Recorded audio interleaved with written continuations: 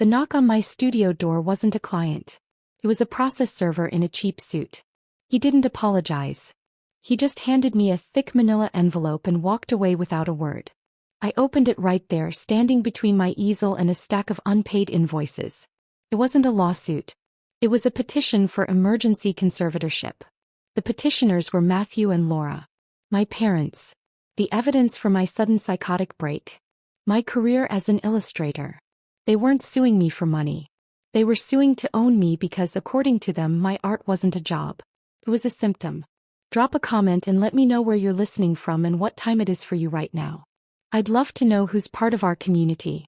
To understand the petition, you have to understand the house where it was drafted. I grew up in a Cambridge brownstone that felt less like a home and more like a mausoleum for unread books. My parents, Matthew and Laura, were tenured professors at universities that people paid six figures just to put on a resume. In their world, affection wasn't a right. It was a grant you had to apply for, and my application was rejected by the time I was 7. My sister Brooke was the project that got funding. She was efficient, cold, and brilliant in the way a scalpel is brilliant. She became a corporate lawyer before she turned 26, collecting degrees like other people collect stamps. She was the trophy they placed on the mantelpiece to prove their genetic superiority. I was the mistake they hid in the basement. I didn't want to debate ethics or analyze economic theory. I wanted to draw. I saw the world in color while they only saw it in black and white text.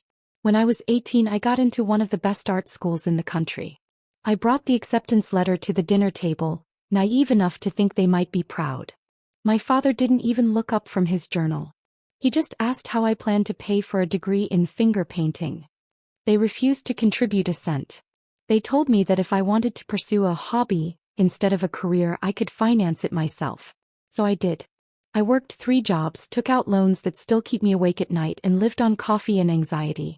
But here is the twist, the part that makes the petition in my hand burn. While they refused to acknowledge my career, they had no problem using me as a prop. They hosted these elaborate dinner parties for the academic elite, the kind of nights where the wine cost more than my monthly rent. They didn't hire caterers. They called me, "Victoria, darling, we need an extra set of hands." I became the unpaid help. I poured the vintage Bordeaux. I cleared the plates. And I listened. I listened to them explain me to their friends. That was where the seed was planted. That was where the whisper campaign began. They couldn't admit to their peers that their daughter was a struggling illustrator. That would imply a failure in their parenting algorithm. So they invented a narrative. I would be topping off a glass of water and hear my mother lower her voice, leaning in conspiratorially to the Dean of Humanities. "Victoria is taking some time," she would say, tapping her temple with a manicured finger. "She's always been fragile. We worry about her stability. The art is just therapy."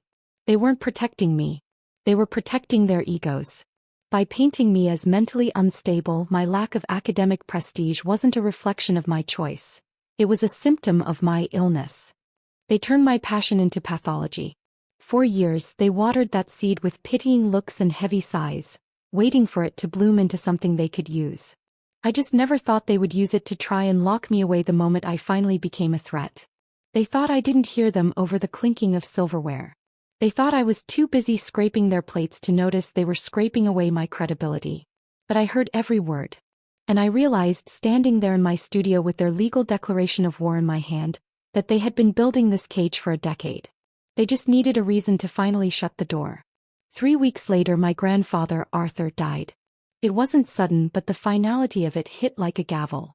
The reading of the will was scheduled at his lawyer's office, a dusty, high-ceilinged library in Beacon Hill that smelled of old paper and intimidation. I arrived early, clutching my sketchbook like a shield. When my parents walked in, they looked less like mourners and more like board members arriving for a merger. Matthew wore his tweed jacket like armor. Laura had her hair pulled back so tight it looked painful. Brooke was with them, checking her watch, her thumbs flying over her phone screen. They nodded at me, the kind of polite, distant nod you give a stranger in an elevator. "Did you take your medication today, Victoria?" my mother whispered as she sat down next to me, her tone dripping with performative concern. "I'm fine, Mother," I said, staring straight ahead. The lawyer, Mr. Sterling, was an ancient man who looked like he had been carved out of mahogany. He sat behind a desk that seemed miles wide and cleared his throat. My parents leaned forward, practically vibrating with anticipation. They had been talking for years about the foundation. They planned to start with Arthur's money, a monument to their own intellect. Brooke had already earmarked her share for a partnership buy-in. Mr. Sterling began to read. It started with the usual legal jargon and then came the distribution. He left small sums to various universities, a few rare manuscripts to libraries. My parents nodded along, impatient. And to my son Matthew and his wife Laura, Mr. Sterling read, his voice dry as dust, I leave my collection of first-edition philosophy texts, in the hope that they might finally read them and learn something about the human condition. The silence in the room was absolute. My father's face went slack. Is that it? He choked out. Wait, my mother said, her voice rising. There must be a mistake. The estate, the investments. I'm getting there, Mr. Sterling said, not looking up. To my granddaughter, Brooke, I leave the sum of $50,000, to be held in trust until she can prove she has used it for something other than personal gain. Brooke made a noise like a deflating tire. And finally, Mr. Sterling continued, to my granddaughter Victoria. He paused and for the first time he looked up, his eyes finding mine. I leave the remainder of my estate, including the brownstone on Charles Street, my entire investment portfolio and all liquid assets, valued at approximately $6.2 million, to be given to her immediately and without restriction. The room didn't just go quiet, the air left it. My parents were frozen statues of shock. I felt the blood drain from my face. $6 million. The brownstone. It was impossible. Then the explosion happened. But it wasn't rage. It was far more dangerous. It was concern. Oh my God, my mother gasped, turning to Mr. Sterling, her hands flying to her mouth. Mr. Sterling, you can't be serious. You cannot give that kind of money to Victoria. She's not well. It's a tragedy, my father added, his voice dropping to a somber, authoritative baritone. My father was clearly not in his right mind at the end. Victoria spent a lot of time with him. She must have influenced him. She has these manic episodes, you know. Delusions of grandeur. She probably convinced him she was some kind of genius. We need to step in, my mother said, reaching across the desk as if to grab the will. For her own safety. She'll blow it all on paint and canvas in a month. She'll end up on the street. We have to protect her from herself. We cannot accept this will. They weren't fighting for the money they claimed. They were fighting for me. They were gaslighting me in real time, rewriting reality right in front of the lawyer, painting my inheritance not as a gift, but as a symptom of my sickness and proof of my grandfather's senility. They looked at me with pitying eyes, shaking their heads, already building the cage. I went back to my studio, locked the door and sat in the dark. That is the insidious thing about gaslighting. It doesn't need to be true to work. It just needs to find the crack in your armor that was already there. And my parents had spent 27 years chiseling that crack. I looked at my canvases leaning against the wall. An hour ago they were my work. Now, under the filter of my mother's concern, they looked like evidence. Was that brushstroke expressive or was it manic? Was my choice of color bold, or was it a sign of a chemical imbalance? This is the invisible chain of the survivor. You leave the house, you pay your own rent, you think you're free. But the moment they speak, you are right back in the children's room, waiting for permission to trust your own reality. I sat there shaking, wondering if maybe they were right. Maybe I was the problem. Maybe I was just a broken thing that Arthur had pitted. I almost picked up the phone. I almost called my mother to say, okay, take it. Just make the noise stop. But I didn't call. I called Mr. Sterling instead. I told him I needed to see the financial records. Not the big numbers. The details. I met him the next morning. He didn't look at me with pity this time. He looked at me with expectation. He handed me a heavy leather binder. Your grandfather kept meticulous records, he said. Especially regarding his private collection. I opened the binder.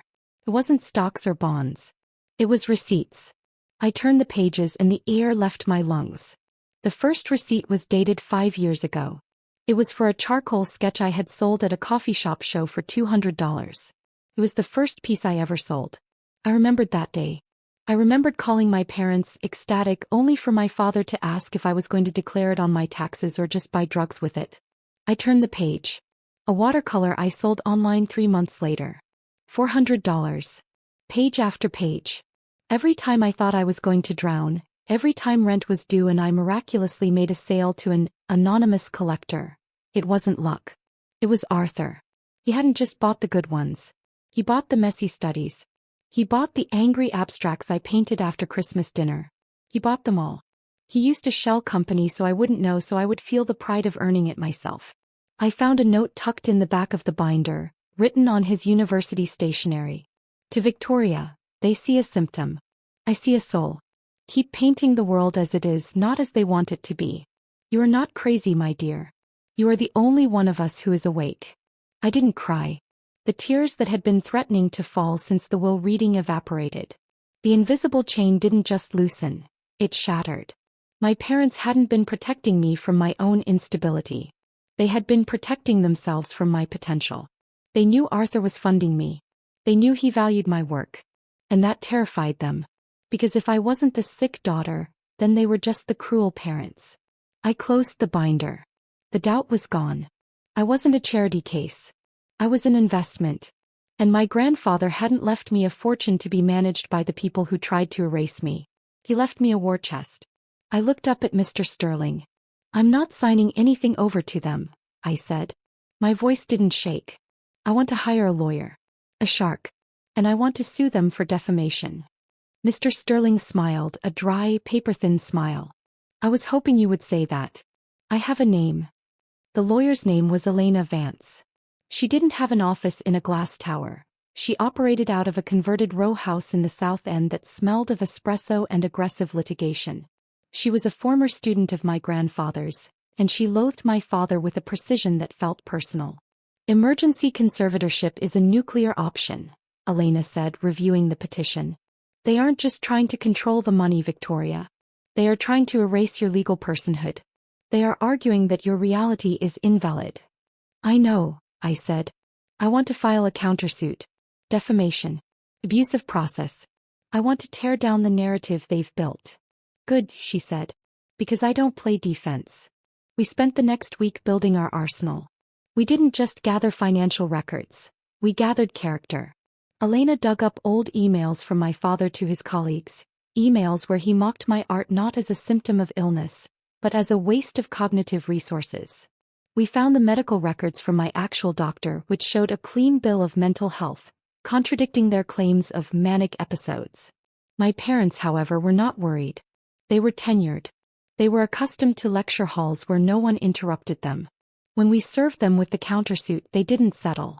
They demanded a hearing. They were so arrogant, so convinced of their own intellectual superiority, that they believed they could simply explain to a judge why I was broken, and the judge would nod and hand them the keys to my life. They viewed the courtroom as just another dinner party where I was the help and they were the guests of honor. They prepared their speeches. They lined up their academic friends to testify to my instability. They thought they were walking into a debate. They didn't realize they were walking into an autopsy. The morning of the hearing, the courthouse felt cold. My parents sat on the petitioner's side, looking somber and respectable. Matthew wore a navy suit, Laura wore pearls. They looked like the victims of a tragedy, the burdened parents trying to save their wayward child. Brooke sat behind them, checking her emails, already distancing herself from the blast radius she didn't know was coming. The judge, a stern woman with reading glasses perched on her nose, asked my father to speak. Matthew stood up. He was in his element. He spoke with that deep, resonant baritone that had mesmerized undergraduates for 30 years. Your Honor, he began, this is not about money. This is about the tragedy of potential loss to delusion. My daughter believes she is an artist. She believes she is successful. But these are fantasies. We simply want to ensure she has the care she needs. He was convincing. He was reasonable. He was lying. Elena stood up. She didn't argue. She just walked to the evidence table and picked up a stack of leather-bound books. My grandfather's journals. Mr. Sterling provided these, Elena said, her voice cutting through the room. Arthur kept a daily journal for 40 years. He wrote extensively about his work, his philosophy, and his family. My father stiffened. I'd like to read an entry from 3 months ago, Elena continued. She opened the book to a marked page. Arthur wrote, I fear for Victoria. Not because she is weak but because her parents are cannibals. Matthew possesses high intelligence but zero humanity. He views his children as trophies, not souls. He is angry that Victoria is an artist because he cannot quantify beauty. If I die and if he contests my will, know this. It is not concern. It is the rage of a man who cannot stand to lose a possession. The silence in the courtroom was violent. That is a lie, my father shouted. It wasn't a protest, it was a reflex. This is the narcissistic injury. When a narcissist is exposed, when their carefully constructed mask of superiority is ripped away in public, they do not feel shame. They feel an existential threat. Their brain cannot process the reality that they are not the hero of the story. The dissonance causes a collapse. They don't cry, they attack. My father was senile. Matthew screamed, his face turning a mottled purple, pointing a shaking finger at the judge. He didn't write that. She wrote that. She forged it. She's a manipulator. She's crazy. Matthew, stop, my mother hissed, grabbing his arm, but he shook her off. I am the chair of the department, he bellowed, his voice cracking, the veneer of the distinguished professor dissolving into the temper tantrum of a toddler. I decide what is true. She is nothing. She is a waitress with a sketchbook. He wasn't proving his case. He was proving Arthur's. He was showing the court exactly who he was. A man who would burn down the world rather than admit he wasn't the king of it. The judge looked at my father, red-faced and panting, and then at me, sitting quietly with my hands folded. The contrast was the verdict. Mr. Vance, the judge said, her voice icy. Please sit down. He didn't sit. He had to be escorted out by the bailiff, still shouting about his tenure. The judge dismissed the petition with prejudice. She denied the conservatorship. She ordered my parents to pay my legal fees. But the real judgment hadn't happened in the legal record. It happened in the gallery. The few academic friends they had brought to support them were staring at the door where Matthew had been dragged out, their faces pale. The whisper campaign was over. The scream campaign had begun and everyone had heard it. 2 days later I moved into the brownstone. I didn't do it quietly. I hired movers. I walked up the front steps in broad daylight. I changed the locks not just on the doors but on my life. The fallout in Boston was swift. Academia is a small, vicious village. The story of Matthew's courtroom meltdown spread through the faculty lounges like a virus. He wasn't fired, but he was finished. He was no longer the distinguished intellect. He was the unstable father who tried to steal from his own child. Laura retreated into silence, taking a sabbatical to avoid the stares. Brooke sent me a formal email resigning as their legal counsel and asking if we could get coffee. I deleted it. I turned the library into my studio. I cleared out the heavy, dark curtains and let the light flood in. I didn't sell Arthur's books. I kept them. They were the foundation of the house, just as he was the foundation of my freedom. I set up my easel in the center of the room. For the first time in 27 years, I painted without looking over my shoulder. I painted without wondering if it was a symptom. There is a letter I wrote in my head 1,000 times during those years of silence. A letter to the version of me that was serving wine at their parties, feeling invisible. But since I can't send it to her, I'm sending it to you. To those on the outside. They will tell you that you are broken because you don't fit into their machine. They will call your passion a pathology. They will try to diagnose your difference as a disease. They do this because your existence challenges their reality. If you can be happy without their approval, then their power is an illusion. They will try to starve you of validation until you are so hungry you will eat their scraps and call it love. Do not eat the scraps. You are not crazy. You are not too sensitive. You are not a disappointment. You are just speaking a language they haven't learned. Do not translate yourself for people who are committed to misunderstanding you. Find your own currency. Find the people who see the soul, not the symptom. And when you finally get the keys to your own life, do not apologize for locking the door. If you've ever had to fight to define your own worth against the people who were supposed to protect it, share this story. You are not alone and you are not crazy. You're just free.